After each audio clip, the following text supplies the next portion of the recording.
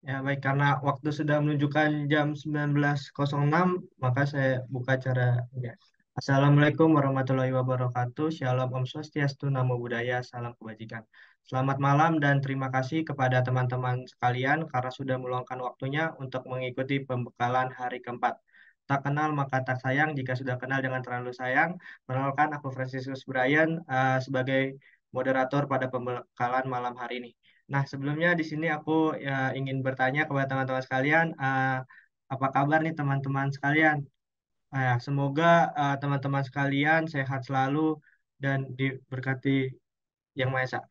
Pertama-tama saya akan membacakan susunan kegiatan pada malam hari ini. Yang pertama adalah pembukaan, yang kedua adalah pemaparan materi pertama, dilanjutkan sesi tanya jawab serta pemberian sertifikat, juga foto bersama dengan pembicara. Yang ketiga ada pemaparan materi kedua, dilanjutkan sesi tanya jawab serta pemberian sertifikat, juga foto bersama dengan pembicara. Dan yang terakhir adalah penutup. Pertama-tama, sebelum kita buka acara pada malam hari ini, sebaiknya kita membaca doa menurut agama dan kepercayaan masing-masing. Berdoa menurut agama dan kepercayaan masing-masing dipersilakan. Berdoa tak pernah selesai. Di sini kita sudah kedatangan dari pembicara pertama, yaitu Kak Kirana. Ya, halo Kak Kirana. Halo Brian, halo semuanya. Salam kenal. Ya, salam kenal Kak. Eh, Kabar baik ya Kak. Kabar baik. Ya, kesibukan akhir-akhir ini lagi ngapain nih Kak? Kebetulan aku baru lahiran 4 minggu yang lalu, Oh, jadi kesibukannya lagi career break, lagi maternity leave, dan tapi senang banget nih ngerasa bisa ketemu teman-teman IATC yang mau berkarya dan ini ya berkontribusi ke daerah-daerah terpencil, senang banget sih. Excited to be here juga. Makasih ya Brian udah undang. ya baik Kak, sama-sama. Semoga Kak Kirana dan dedenya sehat-sehat selalu Kak. Makasih Brian. Oke, sekarang sebelumnya aku izin untuk membacakan CV dari Kak Kirana ya Kak. Sip. Izin share screen ya teman-teman. Makasih Brian. Mungkin aku bisa langsung share screen aja ya Oh, materinya langsung. mungkin dari Kak Kirana sendiri ya yang share. Ya. Sebentar ya. Ya, selamat malam semuanya. Assalamualaikum warahmatullahi wabarakatuh. Udah kelihatan ya screenku. Sudah Kak. Ya, ya jadi terima kasih sebelumnya untuk panitia YTC dan juga teman-teman yang sudah hadir ya malam ini dalam pembekalan untuk isu lingkungan. Senang banget bisa sharing dan mungkin tadi Brian udah juga jelas udah share gitu ya siapa sih aku gitu ya. Jadi salam kenal lagi tapi namaku Kirana gitu. Kebetulan saat ini lagi career break karena raising a lovely daughter gitu ya baru baru melahirkan anak perempuan. Tapi seperti yang sebelum disampaikan aku punya background di ilmu kelautan dan juga melanjutkan isu-isu lingkungan gitu ya. Udah sering juga ikutan banyak volunteering kayak teman-teman semua yang di sini gitu ya, senang menjadi relawan itu udah dilakukan juga senang sekali dari semenjak kuliah satu. Nah, mungkin sedikit lagi pengenalan tentang kenapa akhirnya uh, isu lingkungan menjadi isu yang penting untukku ya saat ini gitu. Dan bahkan mungkin untuk masa depan anak uh, generasi yang masa akan datang gitu ya. Jadi sebelumnya semua dimulai dari mimpi gitu ya. Jadi begitu aku masuk ilmu kelautan dan mungkin saat itu gitu ya sedikit cerita teman-teman di angkatanku waktu SMA begitu lulus masuk kuliahnya kedokteran, hukum gitu ya, komunikasi dan saya kebetulan satu-satunya yang mengambil isu kelautan gitu ya, lingkungan dan kelautan yang waktu itu saat itu tahun 2007 masih sangat jarang gitu. Jadi semua orang melihat kayak Kiran, kamu masuk kelautan mau jadi apa gitu ya. Banyak yang mempertanyakan gitu ya apa mau jadi uh, Putri Duyung, Popeye, pertanyaan-pertanyaan yang cukup mengagetkan gitu ya. Tapi itu akhirnya membuatku tersadar gitu ya setelah mengikuti perkuliahan di ilmu kelautan di Universitas Pajajaran, semakin mengenal ternyata potensi besar Indonesia itu justru di sumber daya alamnya ya gitu ya. Negara kita dianugerahi begitu banyak keanekaragaman hayati gitu.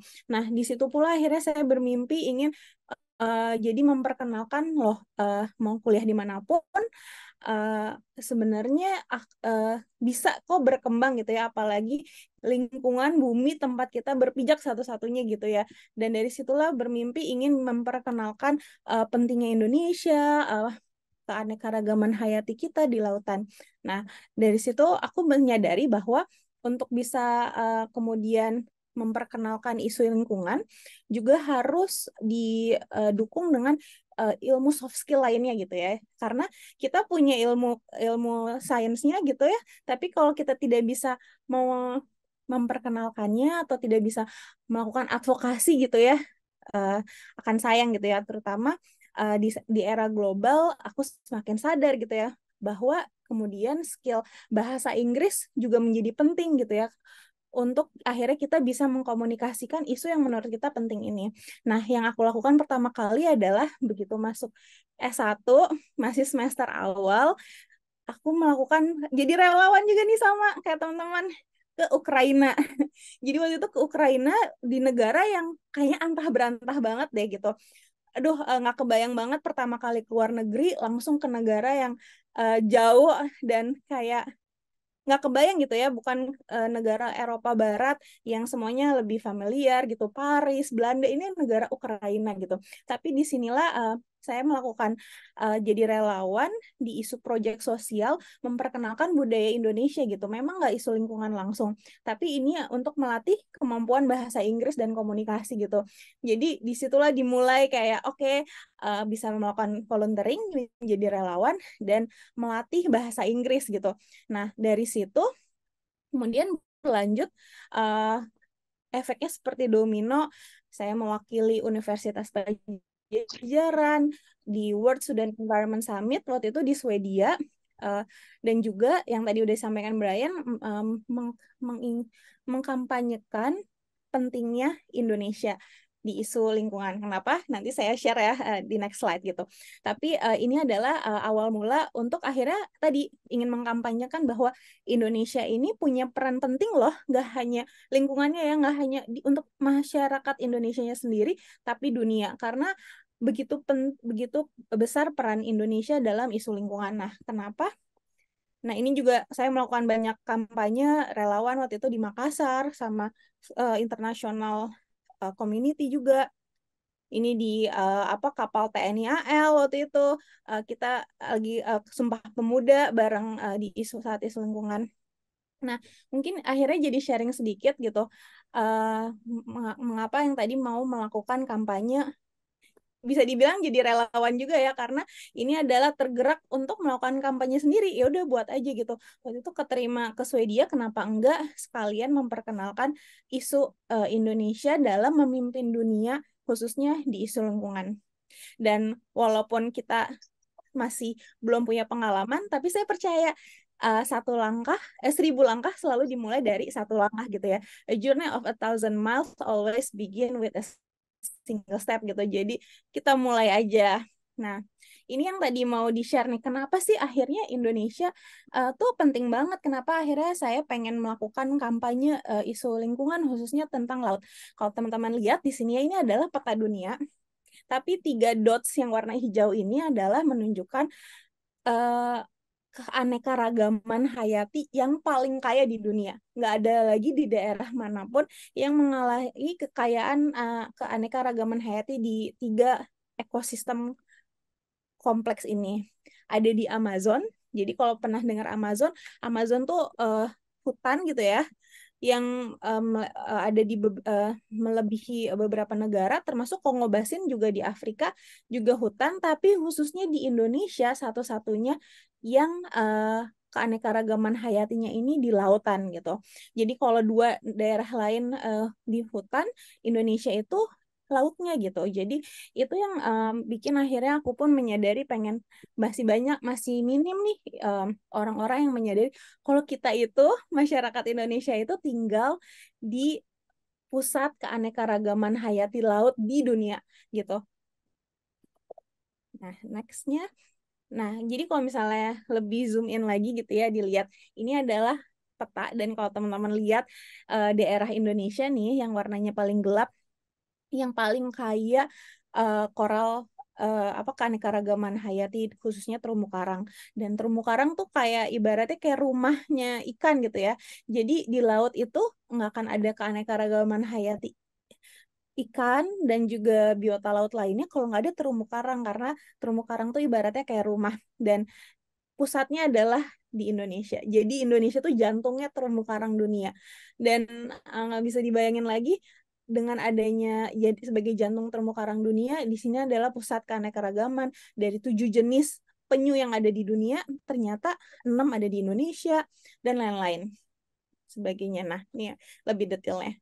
Kita itu adalah rumah tadi yang udah disampaikan dari pusat keanekaragaman hayati laut, juga 30% coral reef atau 76% jenis eh, terumbu karang, lebih dari 3.000 jenis spesies dari ikan-ikan ada di Indonesia.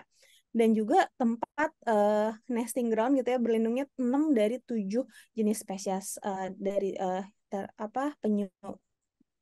Nah, selain lautnya, ternyata ya kita juga ya dianugerahi kekayaan ini hutan gitu ya. Dan poin yang pengen aku sampaikan di sini adalah ketika ini salah satu contoh aja ya.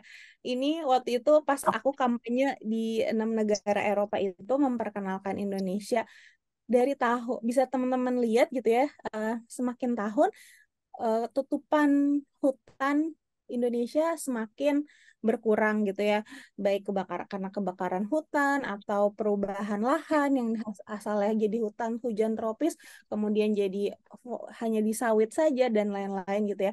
Tapi yang menyedihkan ketika hutan berkurang gitu ya, nggak hanya pohon loh gitu, satu ternyata di dalamnya berbagai jenis satwa di dalamnya juga punah gitu kan.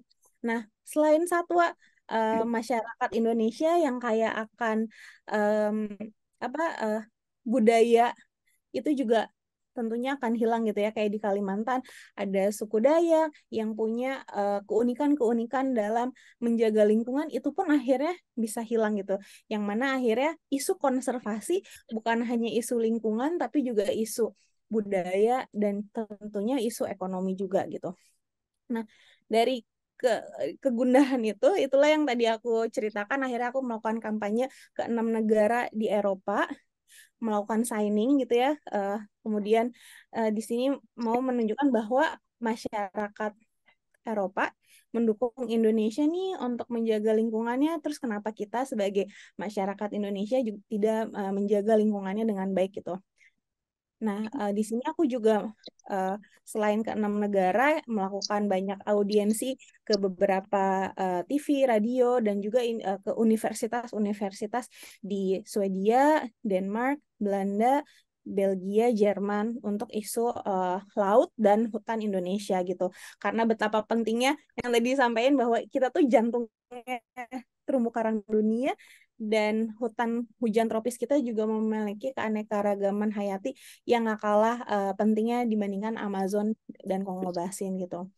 Nah, itulah akhirnya sering melakukan kampanye-kampanye dan bekerja di NGO lokal waktu itu di Bali, namanya Friends of the National Park Foundation.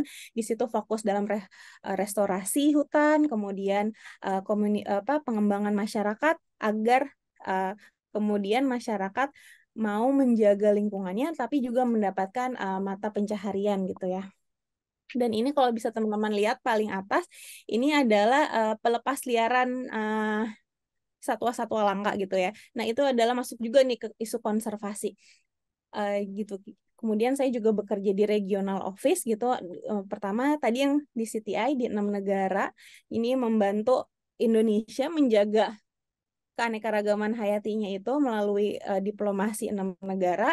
Kemudian akhirnya bisa ke PBB di New York untuk isu lebih besar lagi laut, dan terakhir bekerja di organisasi riset di Indonesia untuk isu sampah plastik. Nah, mungkin untuk meng-highlight konservasi itu apa gitu ya. Ini mungkin sama-sama bisa kita baca gitu. Jadi intinya konservasi itu adalah pelestarian atau perlindungan. Nah, kalau misalnya awal muasalnya kan dari eh, konservasi sendiri dari together con or together dan server to keep to save what we have gitu. Jadi sebisa mungkin kegiatan-kegiatan ini bisa di apa menjaga dan memelihara yang ada apa keanekaragaman sumber daya hayati di Indonesia gitu. Dan mungkin secara konteks yang lebih luas ternyata konservasi itu yang tadi tidak hanya menjaga atau memelihara lingkungan ya gitu ya, alam gitu, tapi juga nilai-nilai dan budaya gitu, budaya di berbagai daerah gitu, apa kearifan-kearifan lokal dalam menjaga laut, menjaga hutan itu adalah juga sebenarnya budaya, tapi juga isu lingkungan gitu. Jadi ketika lingkungannya rusak, punah, kemudian juga kearifan lokal itu pun kemudian akan hilang gitu. Jadi betapa pentingnya ya isu lingkungan itu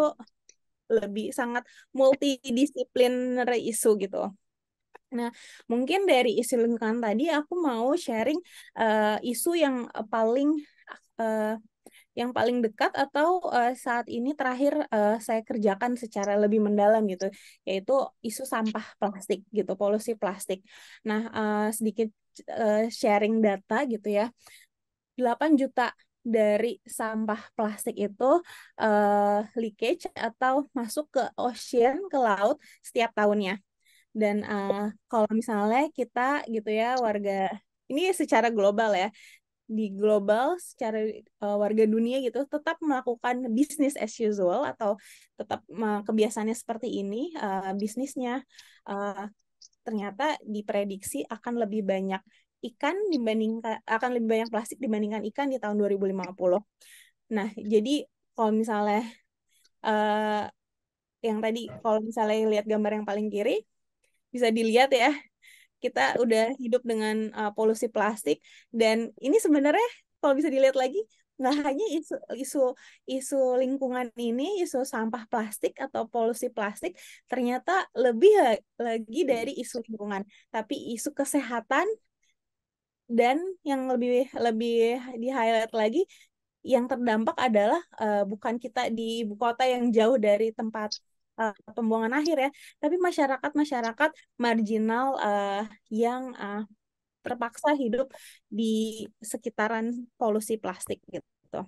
Nah, ini ada beberapa gambar. Ini di Makassar yang paling terakhir dan awal muasalnya kenapa sih gitu ya Indonesia bisa akhirnya jadi banyak polusi plastik gitu. Nah, ini juga ada beberapa penelitian gitu ya tahun 2017 gitu dimulai ada dua international researcher. Pertama Jena Jambek gitu ya melakukan data ternyata Indonesia penyumbang polusi plastik terbesar di dunia nomor 2 gitu ya. Uh, tapi sekarang udah naik. Sekarang kita tingkatnya udah keempat gitu ya. Tapi tetap top 5 gitu, tetap besar. Dan juga ada peneliti dari Amerika yang bekerja sama dengan Universitas Hasanuddin gitu ya di Makassar ke pasar ikan dan coba meneliti ternyata di ikan sudah ada mikroplastik di ikan gitu ya. Nah, itu menjadi uh,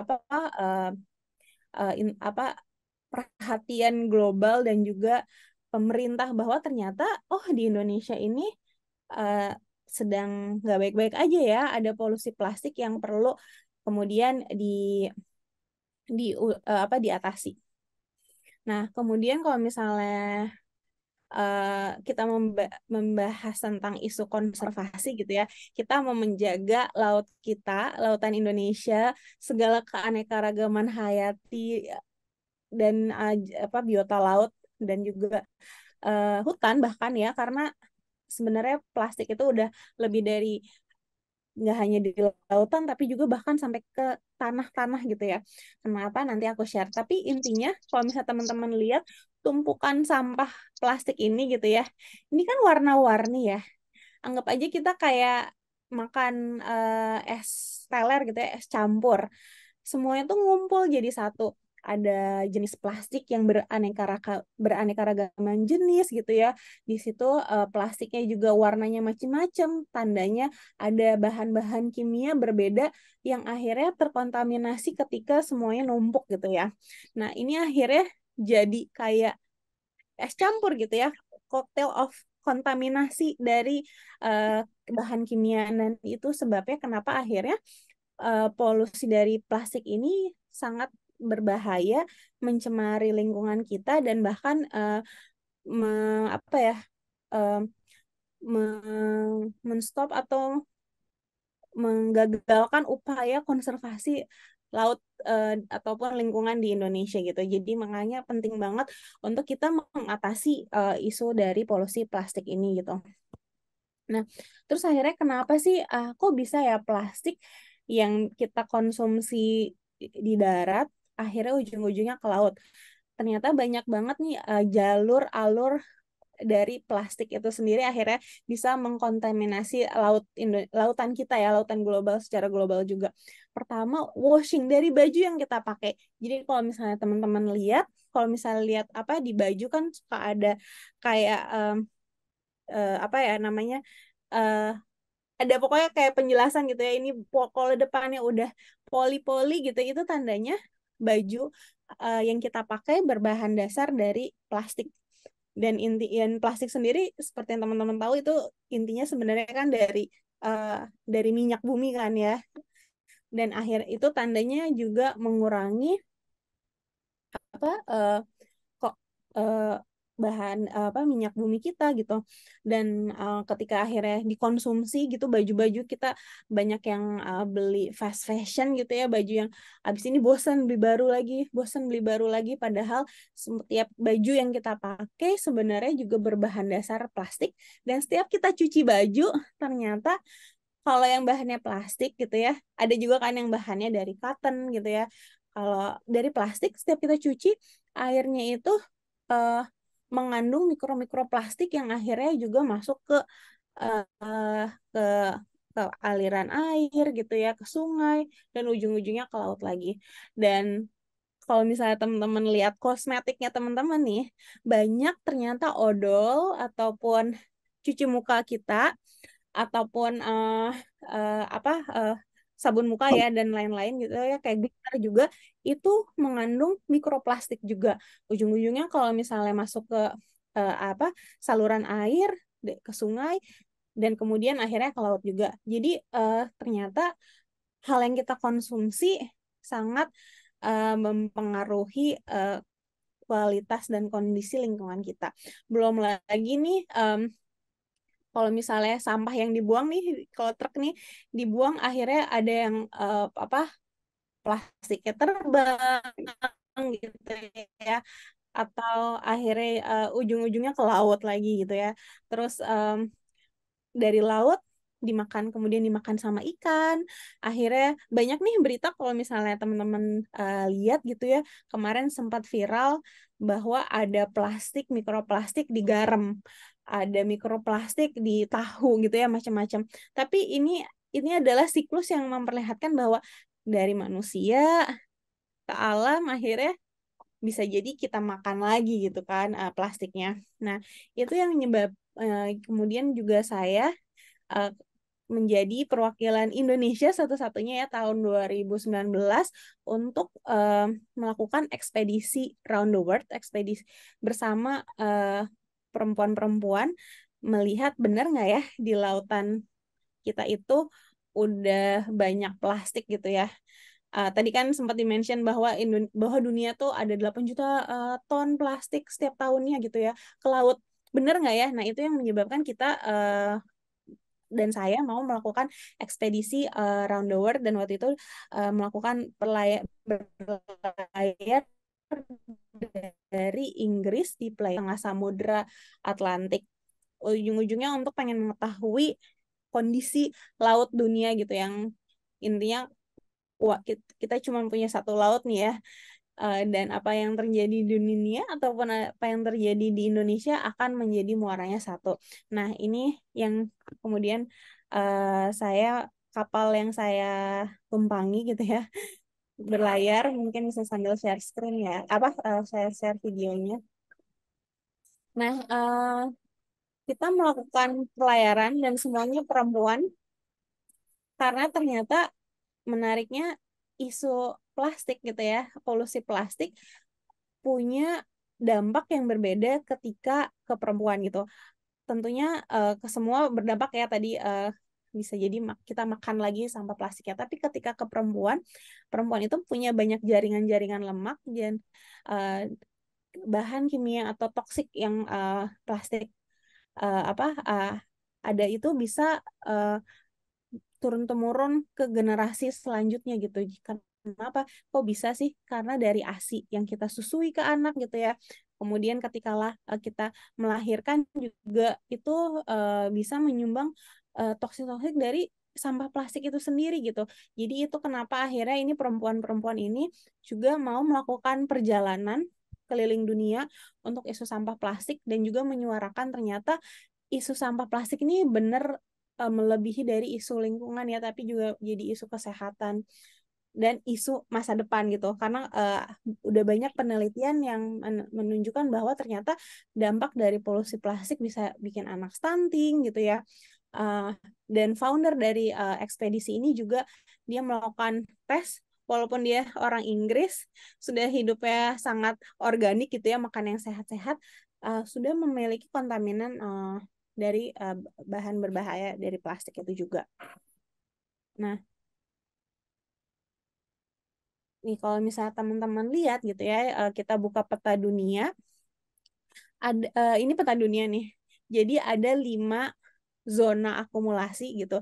Ini adalah arus yang kencang banget gitu ya di lautan yang mengumpulkan sampah dari seluruh dunia. Ada di sekitar Indian Ocean, ini Indian Ocean berarti sekitar Indonesia di sini ya Indian Ocean. Kemudian ada di North Pacific, di Pasifik Utara, sekitar Inggris, Amerika gitu ya, Eropa. Ada di Pasifik Selatan, ada di Atlantik Selatan, juga ada di Atlantik Utara gitu.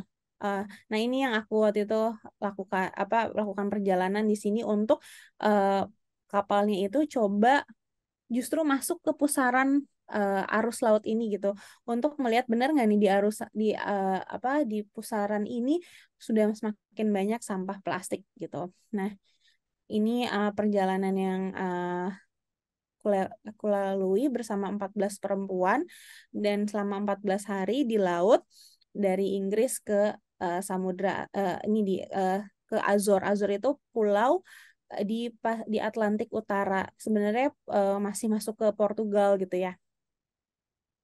Tapi sebelum kita melakukan pelayaran gitu ya, kita juga melakukan ada namanya protokol assessment untuk lihat sebelum akhirnya nih sampah-sampah plastik ini masuk ke laut, kita lihat dulu nih di daratan di lautannya ya, sebelum berlayar. Dan walaupun ternyata Inggris gitu ya negara yang maju, uh, kelihatannya kayak nggak banyak sampah, tapi ketika kita lihat lebih dekat, ternyata sepanjang setiap 1 meter gitu ya pakai transek, oh banyak loh sampah plastiknya. Ini kita juga pakai aplikasi gitu. Dan ternyata nih, kok ada sih puntung rokok? Emang kenapa puntung rokok? Sebenarnya puntung rokok juga ininya ya, yang coklat ini juga terbuat dari plastik juga loh gitu. Jadi kalau teman-teman buang puntung rokok sembarangan gitu ya, sebenarnya juga menyumbang polusi plastik gitu. Nah, terus kemudian setelah melakukan asesmen di darat gitu ya, selama di laut juga kita banyak melakukan penelitian gitu ya. Kebetulan memang udaranya saat itu banyak badai, jadi mungkin aku flashback sedikit gitu ya. Harapannya kita lurus doang nih ya, ternyata berkelok-kelok gitu. Dan sebenarnya normalnya perjalanan di laut itu hanya 7 hari dari Inggris ke Azores, tapi karena udaranya yang buruk gitu ya, saat itu sedang ada badai kekuatan terbesar di tahun 2019 saat itu dari Azores ke Inggris, dan waktu itu saya melakukan perjalanan dari Inggris ke Azores. Jadi intinya pasti ketemu lah ya sama badai itu. Nah, akhirnya bikin perjalanannya jadi molor 14 hari. Nah, tapi setiap lautnya tenang, kita melakukan penelitian pakai Mantatrol ini.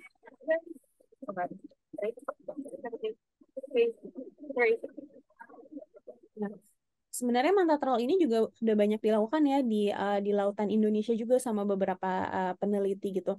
Nah, dengan manta trawl ini kita bisa memprediksi dan mengambil sampling air lautnya gitu ya.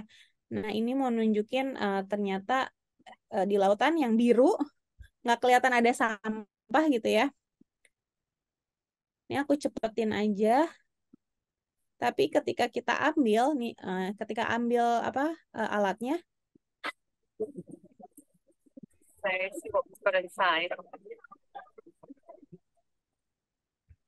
nah ketika kita ambil gitu ya, ini teman-teman bisa lihat ternyata banyak plastik loh gitu ya. Ini adalah fiber ini biasanya dari baju serat-seratnya. Kemudian yang ini ada mikroplastik, ini ada ada plankton gitu ya. Dan secara sekasat mata bisa kita lihat bahwa ternyata lautan itu tuh udah kayak plastik, kayak sup gitu ya. Tiap kita ambil gitu tuh udah nyatu antara mikroplastik dan biota laut. Dan bisa dibayangin ini nih ya, ikan-ikan kecil gitu ya.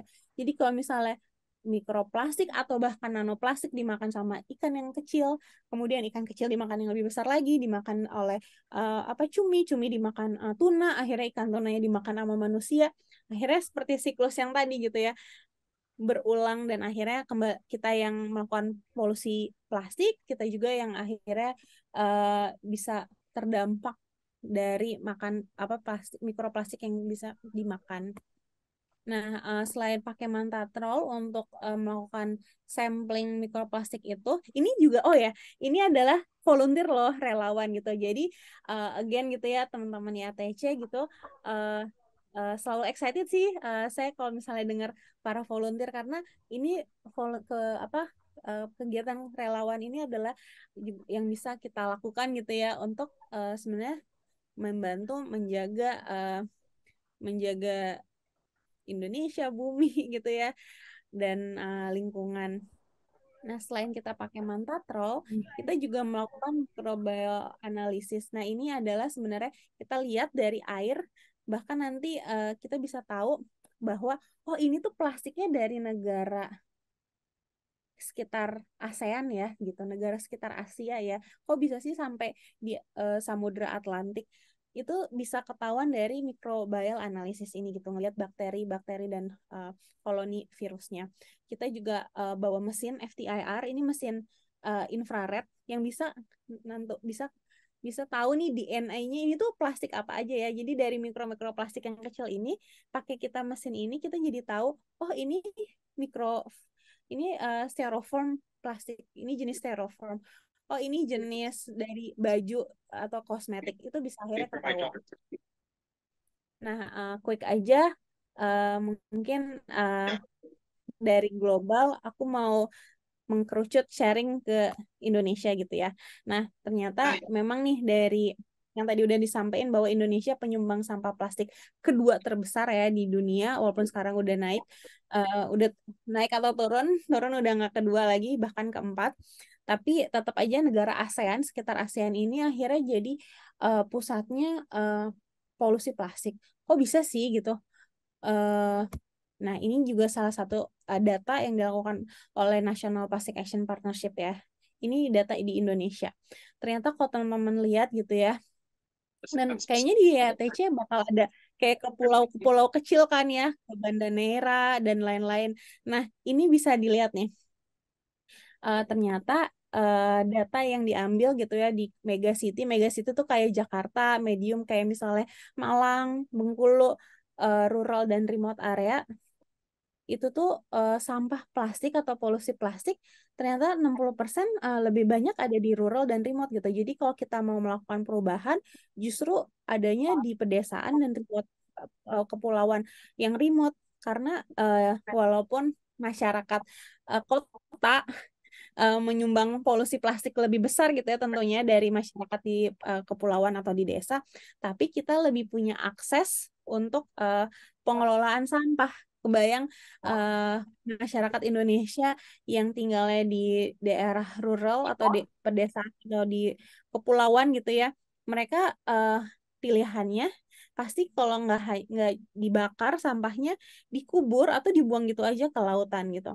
Nah ini ternyata yang bisa dilihat bahwa 48% masyarakat Indonesia ini melakukan pembakaran sampah dan akhirnya itu juga jadi isu lingkungan dan kesehatan dan sisanya kemana sisanya eh, selain ke laut, ke sungai eh, atau atau dibuang gitu aja gitu ya, dikubur ke tanah dan cuma 10%-nya aja yang kemudian didaur ulang.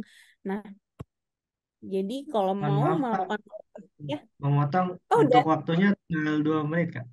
Ya, oke. Nah, kasih jadi Kak. mungkin aku langsung quick aja ke apa sih yang kemudian bisa kita lakuin ya, gitu ya, masyarakat. Nah, ini beberapa contoh waktu saat ke Denmark gitu ya, bisa dilihat mereka punya kebiasaan untuk belanja di uh, upcycle shop gitu ya. Jadi barang-barang yang materinya itu dari sampah, tapi di di upcycle.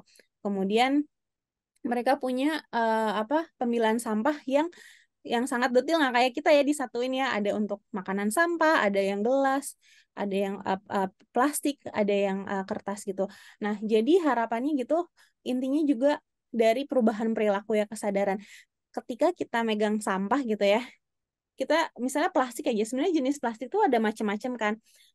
Yang baik adalah kita tahu gitu oh ini plastiknya bisa kita eh, apa kita buang kemana ya apa yang bisa kita lakukan ya dengan sampah ini gitu ya itu yang sebenarnya harapannya ke depannya bisa kemudian dilakukan. Ini contoh-contoh aja aku quick kita ke reuse gitu ya bisa melakukan guna ulang. Nah, ini contoh tempat sampah gitu ya. Kalau di Denmark, menariknya tempat sampah itu dibikin eh, menarik gitu ya. Ini buat rokok jadi kayak gini gitu ya. Terus udah gitu tong sampahnya ini ada buat botol-botol yang harapannya kemudian bisa lebih memudahkan para pemulung walaupun nggak ada pemulung tapi kalau di Denmark ini bisa diambil kemudian ke supermarket eh, di apa ditukar mendapatkan uang gitu. Nah, mungkin hal-hal yang inovasi-inovasi ini juga yang sebenarnya bisa dilakukan di Indonesia. Tapi banyak banget solusi-solusi yang bisa kita lakukan. Jadi intinya em, mungkin ini terakhir gitu ya pesan buat teman-teman gitu ya untuk isu lingkungan find dulu nih why-nya.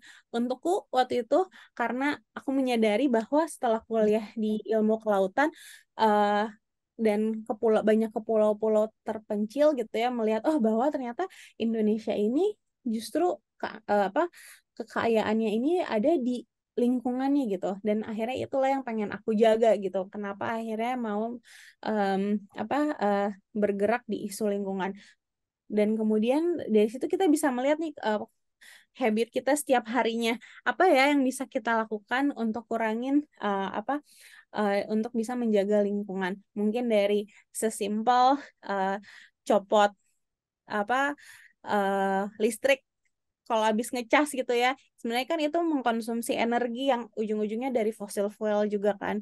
Terus udah gitu bisa melakukan reuse. Kalau misalnya barangnya rusak kita perbaiki dulu sebelum beli yang baru dan lain-lain. Dan dari situlah kita bisa, oh ya ini perubahan yang mau aku lakukan nih. Tapi teman-teman juga jangan khawatir bisa melakukan itu pelan-pelan dan juga contoh eh, yang nyatanya adalah kayak sekarang bisa melakukan menjadi relawan ya bergabung di IATC juga gitu. Nah, mungkin itu aja kembalikan ke Brian ya kalau misalnya ada pertanyaan silahkan. Terima kasih. Baik, terima kasih Kak Kirana atas pemaparan yang sangat informatif dan deskriptif. Nah, di sini untuk teman-teman, jika memang ada yang bertanya, bisa resen dan langsung unmute.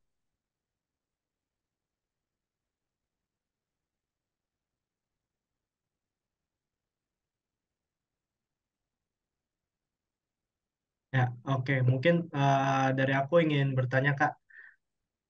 Ya, Eh, kalau dari isu yang terkini itu kan Indonesia mau ini ya ekspor pasir pantai itu Kak.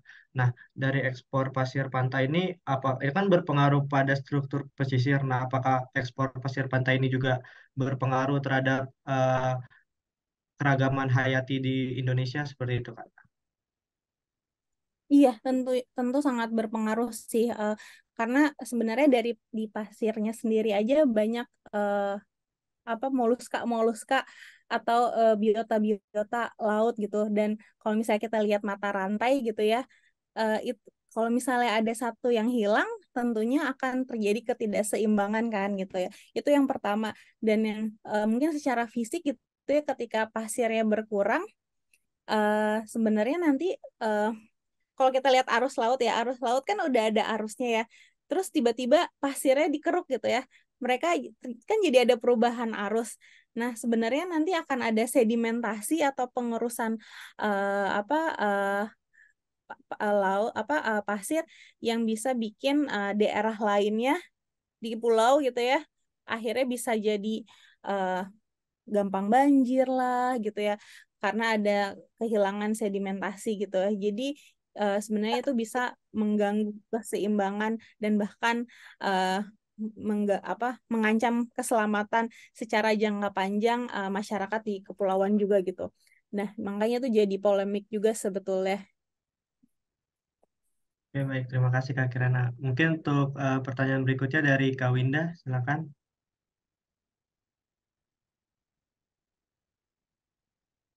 Sih kesempatannya untuk bertanya Kak Brian.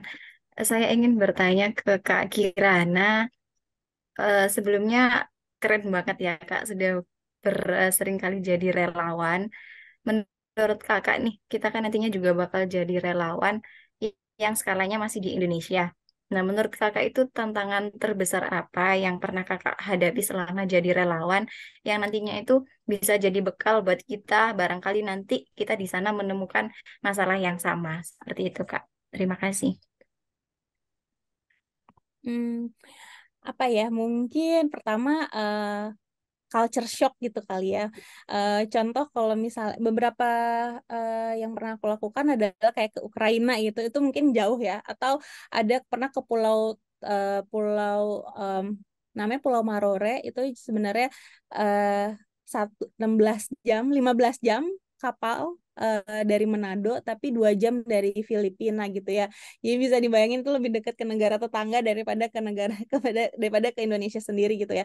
Dan itu yang tentunya kalau misalnya kita kebanyakan tinggal di kota, harus ke pulau terpencil gitu ya, atau bahkan ke negara antah berantah, yang tantangannya adalah culture shock gitu ya, hilangnya rutinitas kenyamanan gitu. Tapi sebenarnya di situ kita harus open minded gitu ya. Gimana caranya aku happy ya ada di daerah ini gitu ya. Tapi apa ya, potensi apa di suatu kota, suatu daerah, suatu pulau yang bisa bikin aku bahagia, bisa aku explore gitu. Contoh waktu aku ke Ukraina, terus terang itu keras banget kehidupan di sana. Tapi waktu itu belum perang ya, jadi masih masih aman. Tapi mereka tuh sebenarnya dari pecahan Uni Soviet kan, Rusia, yang orang-orangnya tuh dingin dan keras, mungkin karena negaranya aja dingin gitu ya, jadi mukanya galak-galak gitu ya. Beda banget sama negara Indonesia yang sangat ramah gitu ya. Ini contoh aja gitu kan, jadi aku ngerasa culture, aduh kok orangnya galak-galak banget gitu. Kalau misalnya kemana aja kayak diliatin gitu ya, contoh kayak aku ke supermarket, diliatin, dikira mau misalnya mau ngambil gitu ya. Dulu waktu itu kebetulan belum berhijab, tapi masih ternyata banyak kaum kaum gipsi di Ukraina yang seneng apa maling gitu ya, rambutnya hitam, jadi dikirain rambut hitam itu adalah kaum gipsi itu Kak. Eh, jadi intinya tuh ada culture shock seperti itu ya. Nah, kemudian yang aku antisipasi adalah sama teman-teman relawan yang lain, setiap kan kita ngajar atau ngasih tahu kebudayaan Indonesia atau kebudayaan negara masing-masing di weekday ya, di hari biasa. Di hari weekendnya itu, yuk kita explore Ukraina gitu. Akhirnya aku ke kota-kota lain di Ukraina, ke Kiev gitu ya. Dan di situ jadi ngeliat, wah ternyata negaranya cantik banget ya gitu.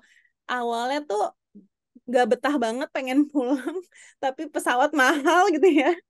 Tapi setelah kita berusaha mencintai, melihat potensi daerahnya, terus kita explore, kita traveling gitu ya, banyak lebih mengenal malah jadi suka.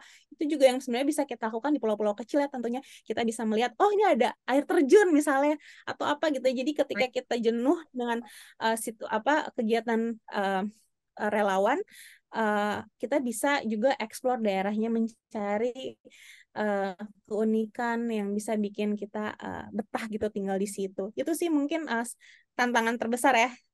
Mudah-mudahan membantu Linda. Ya, terima kasih banyak Kak Kirana. Bercerita pengalamannya sangat luar biasa sekali. Baik, terima kasih Kak Winda atas pertanyaannya. Ini untuk pertanyaan terakhir dari Kak Nanda, dipersilakan.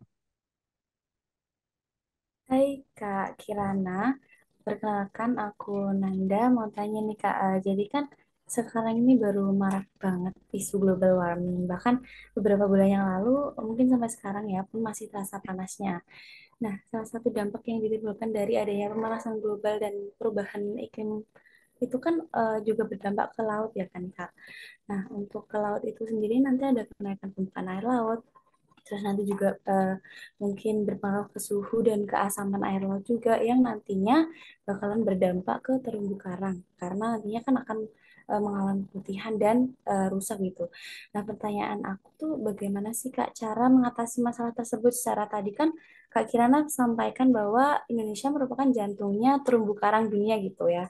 Terus gimana cara mengatasi hal tersebut dan apa upaya kita sebagai pemuda gitu untuk berkontribusi dalam melestarikan terumbu karang tersebut.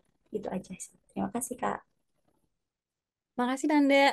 Sebelumnya salut banget ternyata Nanda udah punya pemahaman yang cukup komprehensif ya tentang dampak dari perubahan iklim ke laut gitu. Itu benar banget gitu ya.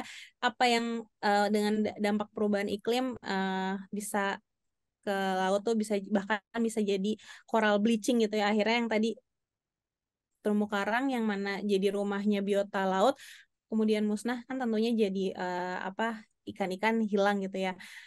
Dan apa ekonomi juga terganggu. Nah, terus apa yang bisa kita lakukan nih? Tentunya tadi dimulai dari kebiasaannya kita nih, mulai dari mengurangi apa bijak dalam mengkonsumsi energi listrik gitu ya, bijak dalam bahkan dari konsumsi plastik gitu ya. Kalau misalnya sebisa mungkin mengguna ulang apa yang ada karena setiap produk yang kita pakai gitu ya, itu sebenarnya mengambil sumber daya kita gitu, sumber daya bumi. Semua produk gitu ya, baju, makanan, semua itu sebenarnya adalah produksi dari sumber daya alam gitu ya kasarnya. Makanan yang kita makan biasanya kita buang makanan harus secara bijak gitu ya untuk menghindari food waste karena kalau kita makan terus kemudian kita main buang aja terus kita satuin itu sebenarnya bisa jadi mengundang gas metan di mana gas metan itu sebenarnya sumber terbesar dari perubahan iklim juga dari global warming gitu. Nah, jadi sebenarnya itu bisa dimulai dari benar sesimpel kebiasaan kita sehari-hari di rumah gitu ya. Kita sebagai individu apa ya yang bisa kita bijak dalam dalam menggunakan energi, makanan dan lain-lain. Terus kita juga bisa melihat aku sebagai apa ya di apa di masyarakat gitu ya. Oh, sebagai mahasiswa misalnya tadi bisa ikutan kampanye, menyuarakan lingkungan gitu ya. Terus kita misalnya kita jurnalis gitu ya di masyarakat bisa menulis untuk merubah perubah apa mindset orang-orang dalam isu lingkungan. Mungkin yang kerjanya di PNS gitu, pemerintahan bisa merubah kebijakan, banyak hal gitu yang dokter sebenarnya kita bisa melihat pertama dari individu kita, dari peran kita di masyarakat, apa yang bisa kita lakukan, dan tentunya nanti nih ke depannya nih mau pemilu, kita pilih pemimpin yang juga memiliki visi lingkungan gitu. Itu mungkin tiga inti yang bisa kita lakukan sih, karena itu apa yang kita pilih tentunya akan berdampak besar juga ke perubahan iklim dan lingkungan kita gitu sih. Mudah-mudahan menjawab ya Nanda. Ya, Kak. Makasih ya, Kak. Sama-sama Nanda. Baik, terima kasih Kak Nanda atas pertanyaannya dan Kak Kirana atas jawabannya. Selanjutnya ada penyerahan sertifikat kepada Kak Kirana. Oh, izin share screen ya.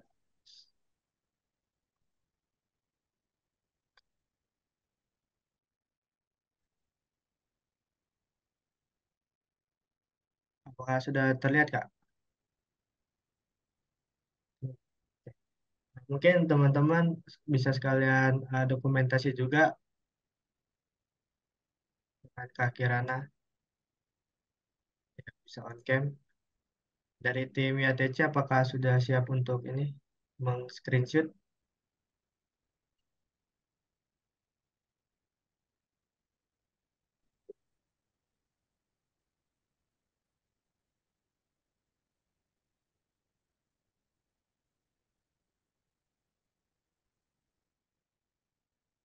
Oke, Bran, aku hitung 1 sampai 3 ya.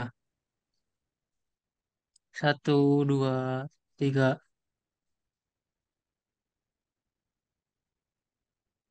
Oke, sekarang lanjut. Mungkin nggak pakai sertifikat ya.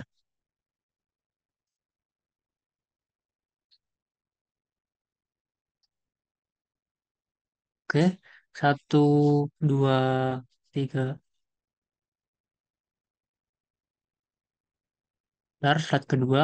1, 2, 3. Slide terakhir. 1, 2, 3. Oke, Oke, baik. Terima kasih ke Bayu. Terima kasih kepada Kak Kirana karena sudah hadir bersama kita pada diskusi malam hari ini. Mohon maaf jika dari kami, dari aku ada salah kata dan tutur kata. Jika Kak Kirana ada kesibukan lainnya, dapat tinggalkan. Terima kasih, Kak. Terima kasih banyak Brian dan terima kasih banyak ya teman-teman. Mungkin satu satu lagi dari yang mau aku sampaikan ini, selamat dan semangat nanti ya untuk relawan apa aktivitas relawannya gitu ya. Dan jangan lupa explore daerahnya gitu. Ada satu apa contoh menarik sih, mungkin kalian bisa juga inisiasi sama warga gitu ya untuk pengambilan apa beach clean up di pantai atau aktivitas-aktivitas lingkungan yang lain bersama warga-warga di kepulauan gitu. Pengen banget ikutan tapi udah nggak bisa nanti dulu. Jadi sekali lagi makasih banyak ya Brian dan semua. Aku pamit undur diri ya. Ya, Dah, terima kasih, selamat Kak. malam semuanya. Nah, Terima kasih Kak Kirana.